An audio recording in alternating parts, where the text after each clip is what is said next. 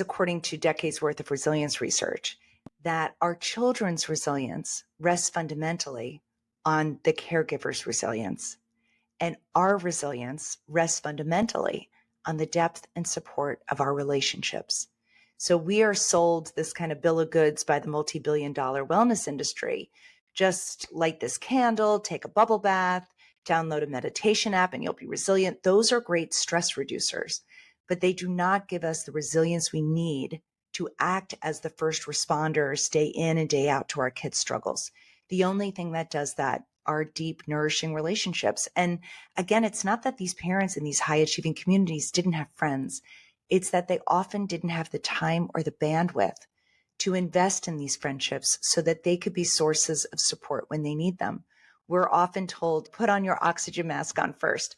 But what I'm saying goes deeper. I'm saying find one or two or three people in your life who know you intimately, who can see when you are struggling, who can hear when you are gasping for air, and who will reach over and put that oxygen mask on for you.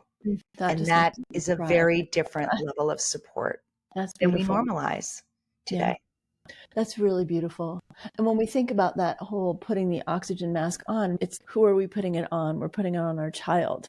And to have this visual for me of another adult being someone who's going to be willing to reach over and put an oxygen mask on us, that's really beautiful. And it really implies us also having a level of vulnerability and receptivity to help, getting help, which a lot of moms, we're also led to believe we shouldn't need or get. Yes. I have come to see asking for help as an act of generosity. That if we are struggling and we don't reach out for help, not only are we suffering more than we need to, but we are not giving the friend the opportunity to step up and feel like they matter in our lives, right? We add value to our friendships, to our relationships when we do reach out for help. We tell them that we need them. That is a very deep way of telling somebody you are worthy in my life. I trust you. I depend on you. And those are critical ingredients to feeling like we matter in this world. So think of reaching out, not about you. Think about what you're giving as a gift to the person you reach out to.